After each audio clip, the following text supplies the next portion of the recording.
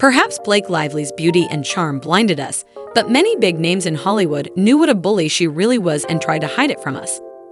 Based on surfaced interviews, old dramas, and a long list of celebrities who have feuded with the stars, who could have predicted that we, as a society, were suffering from Blake Lively blindness for all these years and never realized what a bully she was.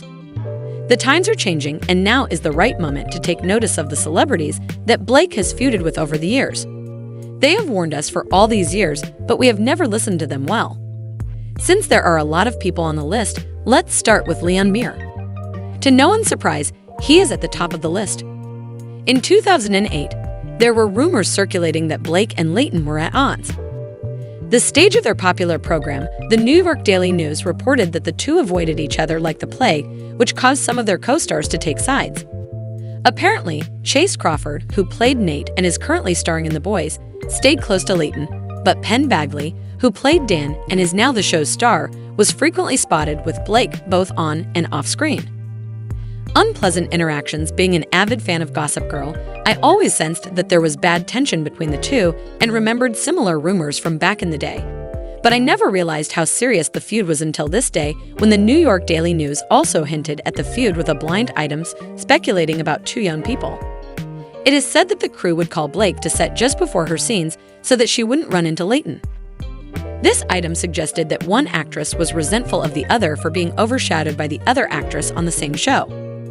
We all remember the red carpet scene where Blake bossed Leighton and annoyed the hell out of him at the time. Harper's Bazaar fueled the gossip even more, with reports claiming that Blake was jealous of Leighton's success. Wardrobe Budget, despite Leighton's claims that Blake was an egomaniac. In response, Blake's representative did not exactly refute the rumors, saying that Blake and Leighton have never been best friends and that Blake goes to work, does her job, and then goes home, thus essentially confirming that she was not a fan of Leighton. Oh, and there's this famous video where Blake essentially refers to Leighton as his monkey Jesus. Another promise was no pet monkey.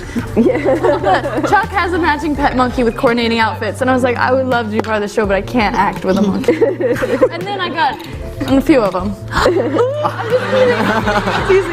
She got a few of them. Come on, it was a joke. Lord have mercy. The Scarlett Johansson, this one could initially seem extremely clear because Scarlett was previously married to Ryan Reynolds, and it seems natural for her to be at odds with his current wife, Blake. However, things are not quite that cut and dry. Ryan, the adorable Ryan Reynolds, been married? We have been married, how long have we been married? A year and a half. Year and a half. And you're a cute couple. He is also in here, right? Thank you. Fans were speculating about Johansson and Reynolds' marriage at the time they met on the set of the movie Green Lantern, according to FanWire. However, it's important to note that despite the rumors, the couple was still married when they filed for divorce in 2010, and by 2011, Reynolds started dating Lively, which sparked rumors that he might have cheated on Johansson with Blake. As for their case, their press tour interviews are completely ineffective. Because for me, my husband started as a friend. He was a good friend for 2 years that was not romantic in any way. And Han Solo, and he felt like this classic hero, something that I hadn't seen in a long time on film, a character who could throw a punch, tell a joke, and kiss a girl. The problem is that Blake and Ryan like to boast about how they got together, how they became best friends for 2 years, and how they ultimately fell hopelessly in love. However, if their romance actually began while filming Green Lantern, then this timeline is illogical because there was no time for them to be friends for 2 years, and they still claim to have gone on double dates that were extremely awkward for their partners at the time because they were so infatuated. Okay, responding to this comment regarding Blake Lively and Ryan Reynolds' relationship. So they met on the set of the Green Lantern, and about a year after the Green Lantern wrapped, they brought two innocent bystanders on a date. So Blake was on a date with one person, Ryan was on a date with another girl, and he said it was the most awkward date because there were just fireworks between he and Blake. I think we've all seen this where somebody's like, ooh, let me set you up with my friend, but they secretly really have a flame for the friend, and you're like, why are you using me as a pawn? And it's a very are they or aren't they situation where they were like, we were just buddies. And then at this double date, we miraculously realized that we had a flame for each other. It's like, no, that's not how it works. Typically you have some chemistry before, and then maybe a door opened up and it became possible for them to have that chemistry or have that rapport because they were both unattached. But that being said, I honestly feel so bad for the other people on the date. Because could you imagine you were like really excited about being on a date with Ryan Reynolds or Blake Lively or someone, and then all of a sudden you are just pushed to the side and these two are having chemistry, and it's like, why don't you guys just go on a date with each other? Okay, leave us out of this. I don't want to be a pawn in this little thing. Not surprisingly, a lot of people believe that Scarlett, Ryan's ex-wife, was actually their date at the time. This doesn't sound good for Blake at all. And at the time, the National Enquirer reported that Scarlett was bitter about Ryan's marriage to Blake and even thought that Bala had deliberately seduced and taken Ryan from her. At the time, US Weekly also reported that Scarlett was enraged to learn that she and Blake were dating. According to a source, Scarlett was upset that he wasn't falling for her anymore, and she realized what a great catch Ryan was. This is a bold report that appears to have been leaked by Ryan, but there are also rumors that, at the time, Blake attempted to steal Scarlett's role in a project and failed miserably when she was cast in Green Lantern. Blake told MTV that she wished Scarlett could teach her how to be a superhero because Scarlett is such a fantastic Black Widow. But a reliable source claims that at the same time that Blake was attempting to get a role from Scarlett, the insider disclosed that soon after rumors circulated that Johansson had orally consented to feature in a science fiction movie directed by Alfonso Cuarón, Gravitation. Although we all know that Sandra Bullock ended up playing the role, it's interesting to see that Blake was so enamored of Scarlett that she attempted to steal her role but ultimately failed, only to allegedly steal her husband. Blake approached the director in hopes of landing the role before Scarlett signed the contract. Martha Stewart, so this is just a quick one. Blake wanted to be Martha Stewart and made a drastic career change, but it only lasted a year. During that time, Martha essentially branded Blake's attempt foolish, and this TikTok describes it much better than I could. Okay, this is the last thing I'll say about Blake Lively, but does anyone else remember when Martha Stewart shaded the F out of her? So Blake and Ryan became Martha Stewart's neighbor and had their mutual realtor introduce them. And then suddenly Blake Lively sprung up with a lifestyle website and was basically trying to cosplay Martha. And then Martha said of her site, I mean, it's stupid. She could be an actress. Why would you want to be me if you could be an actress? Now, a year later, when the website shut down, after interviewing Blake, which I will show you, which is very interesting, she said, I'm sorry, I know. Blake Lively made a big effort. Sometimes shuttering is good. She said, listen, she's a movie actress. Why bother with commerce right now? She's at the top of her career. I'm totally supportive, but you know what? Maybe you can't do everything at the same time. Senior Vice President Kevin Sharkey also had some cutting words. He said, I don't get the sense that she's credible. She's enthusiastic, but she's not credible. Kathleen Kendrick, for the past few weeks, I have found the greatest joy in watching interviews with Blake Lively and Anna Kendrick. It seems that while filming A Small Favor, the two actors developed a strong dislike for one another, to the point where their press tours had to be arranged separately. The situation became so bad that the studio had to intervene and remind them to at least pretend to like one another when making public appearances. Jesus. So rumor has it that by the end of A Simple Favor, Blake Lively and Anna Kendrick were not speaking. They were basically enemies and their press tours had to be booked separately. So my question is, what do you think went down and whose fault do you think it is? On the one hand, Blake Lively famously did not get along with her other co-star, Leighton Meester, so that's points off for Blake. But I've also heard that Anna Kendrick is disrespectful and rude to waiters, bartenders, and fans. So what do you guys think? What do you think got in between these two stars?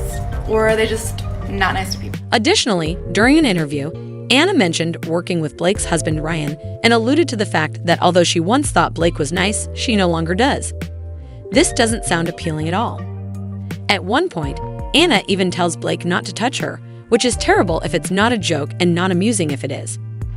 Well, I met Blake. I worked with her husband Ryan several years ago, so I met Blake a few times through Ryan on that film. Got it. And thought she seemed nice, and little did I know. Yeah. Look at the body language experts analyzing this right now.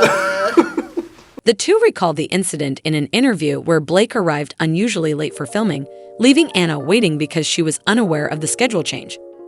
Kendrick joked that was the day he decided he hated Anna, which sparked an awkward exchange in which Lively attempted to justify her tardiness. Afterwards, in an interview with Kirstie Flaw, Anna acknowledged that they were all talking about you. She also hinted that she had muted Blake on Instagram, which by itself wonderfully captures their feelings for one another. I feel like it's the other way around, and I constantly have to call Blake and be like, it's okay, you're good at giving interviews, I promise you, people like you, they respect you. A lot of talking. Gotta give her a pep talk. I'm like, we're amazing, we're powerful. That's true. I'm the reason she gets out of bed in the morning. And Anna's just an egomaniac, as you can see. So, Yeah. so I'm I learned a lot incredible. from Army injury. I'm not sure how much we should pay attention to the Army. Harmer's remarks about Blake, but it's known that he essentially despises her. In a recent interview, Armie was asked to name the biggest diva on the Gossip Girl set. Recall that Armie played Serena's love interest for 4 episodes, which appropriately turned out to be a con man. Armie replied, "Let me just say that was a tough show to film. I didn't end up filming all the episodes I was supposed to because it was so difficult." Suggested that his co-star Blake probably wanted him off the show. This is, to put it mildly, interesting, Justin Baldoni. This brings us to the massive feud between Blake and Justin Baldoni over the highly anticipated It Ends With Us movie.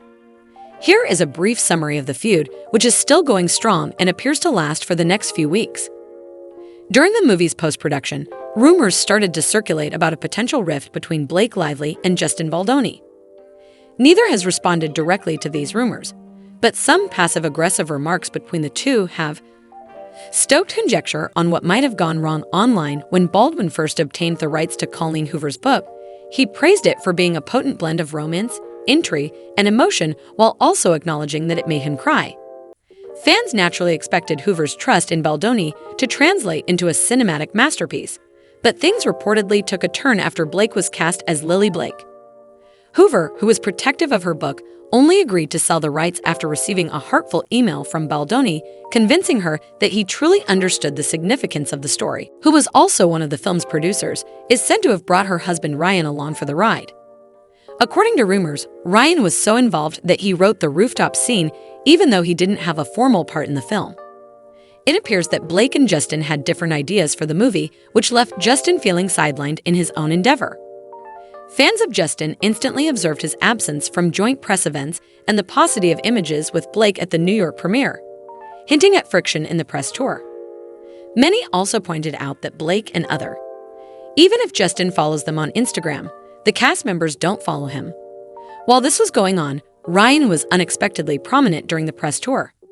Blake had previously stated that she and Ryan frequently work together on each other's projects, but insiders have confirmed that Ryan made a significant contribution to the dialogue in the rooftop scene despite being preoccupied with Deadpool and Wolverine. According to reports, Blake, who is a producer in addition to being a performer, had a significant impact on the artistic direction of the picture and even ordered her own cut.